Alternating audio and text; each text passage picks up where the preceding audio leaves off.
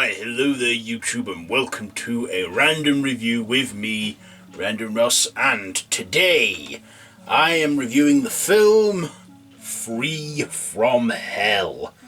This is the latest film by Rob Zombie, written and directed by Rob Zombie, starring his wife Sheri Moon Zombie, Bill Moseley, Richard Brake, with the late Sid Haig and Danny Trejo. Well, featuring Sid Haig, Danny Trejo, and Dee Wallace. So this is the third instalment of Rob Zombie's Firefly films, which were House of a Thousand Corpses, then The Devil's Rejects. This is the third film to those two films. So this takes somewhat off directly after The Devil's Rejects, where they survived the shootings and they are nursed back to health. Then they're all put to death row. Then we have a 10-year time jump, and yeah, little spoiler alert, Captain Spaulding, he dies, but I get why he had such little screen time in it, knowing what I knew about him. And of course, the other two escape with the help of another family member called Wolfie. No, hang on, not Wolfie, Foxy. What was his character's name?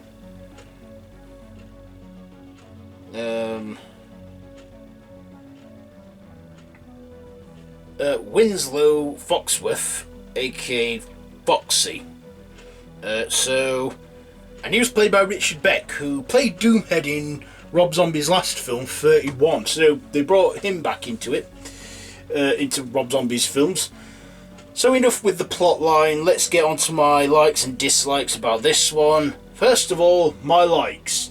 I like that we got to actually see a third installment from a Rob Zombie film, because to my knowledge, the only sequels to anything he's done are The Devil's Rejects and his Halloween 2.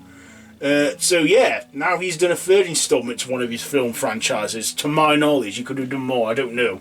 But this one, I liked. You know, we got to see the return of Bill Moseley as Otis, and that guy was insane.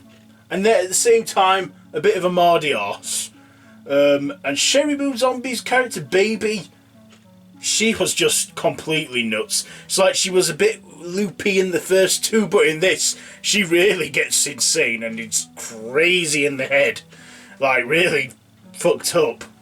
You know, and probably because she got institutionalized and I take it lobotomized.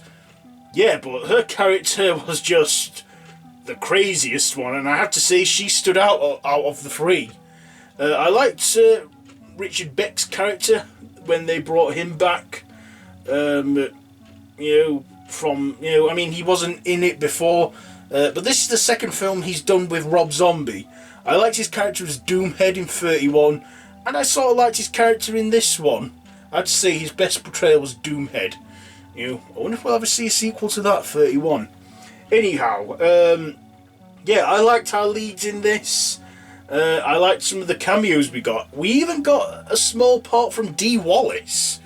Now, Dee Wallace, every horror fan should know who she is, but I actually did not know she was in this film till I saw the credits. I was like, what? Dee Wallace was in this? Then I looked it all up, and she played the prison guard, or the guard for Baby. She was her guard, and yeah, she looked completely different. I did not recognise her at all.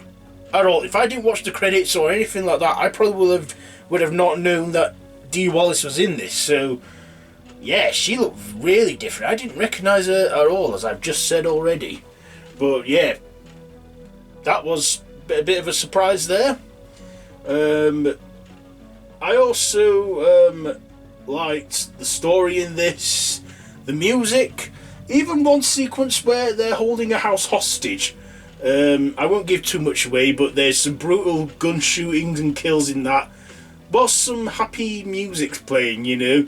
It's a sin to lie. I like that scene. It was weirdly entertaining. A lot of this film was weirdly entertaining. But this is a Rob Zombie film, and Rob Zombie, he's clearly one of those filmmakers that makes his films as he wants it. Like Tarantino, he makes his films just how he wants to do them, and doesn't listen to anyone else. He does it how he wants. So that's something there. Good on him.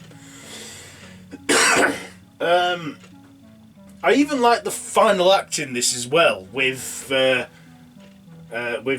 Mexican wrestlers. I will tell you only that much. I want to try and keep this as spoiler free as possible. But this had a great final act. Great performances, even though, when it's a Rob Zombie film, all his characters sometimes rednecks that go effing and jeffing, swearing their heads off. That's what they said. I was timing it, and it wasn't long before someone dropped the F-bomb, and I'm like, yep, that's their favourite word in zombies films, fucking or fuck. That's all this word, just, that's all the dialogue was. A lot of graphic swearing and sexiness. A lot of nudity in there too, female nudity, especially with Mexican prostitutes. But yeah, this is it as good as the first two, House of a Thousand Corpses and Devil's Rejects? I would say it's somewhat of a little improvement. We got a lot of action in there as well, as much as horror. But this felt like more of a crime thriller than actual horror, but there were horror elements. There were a lot of horror in there. And torture stuff too. There were a lot of torture scenes too in there. Even a scene that involved a clown. I'm thinking, geez, that clown got the wrong house big time. But yeah, my dislikes. I guess one of my dislikes is it was a little bit of a slow burn at the start, but soon picked up. We even got Danny Trejo in this as well, but his part in it, his screen time was reduced to none other than a cameo role. And Sid Haig, I feel like his screen time was reduced to a cameo role. So I didn't like that we didn't really see Captain Spaulding for long. But I get it. I get why Sid Haig had very little, didn't do much in this film, because he wasn't well, he was ill. And I could see it, on screen, he looked ill as well. He really deteriorated, he was all thin. And, yeah. Still, he put up a great performance in the small time he had. But I get it why Sid Haig was not really in this for long, because, he was ill, and, of course, not long after this film's release, he passed away. So, yeah. But yeah, this is one of Rob Zombie's okay films. I enjoyed it. It was alright. And of course my previous reviews on House of a Thousand Corpses and Devil's Rejects have been building up to this one. And I'm doing it on my main channel because it's October, the Halloween season. And as I said already, my horror channel is busy with 31 days. Okay, so enough with the likes and dislikes. My ratings, I'm going to give Free From Hell, I'm going to give it... Do you know what? I'm actually going to give it a 4 out of 5. 4 out of 5, because I did actually enjoy this once it started going. I was entertained throughout it all and watching it. Sheri Moon Zombie's character was way more crazier in this one than the previous two. So yeah, that has been my random review on House of a Thousand Corpses. Have you seen this one? Not House of a Thousand Corpses, sorry, Free From Hell. Have you seen this one? Let me know down in the comments below what you thought to it. If you like this video, be sure to give it a big thumbs up. Please subscribe to my channel if you haven't already, and to hit that notification bell.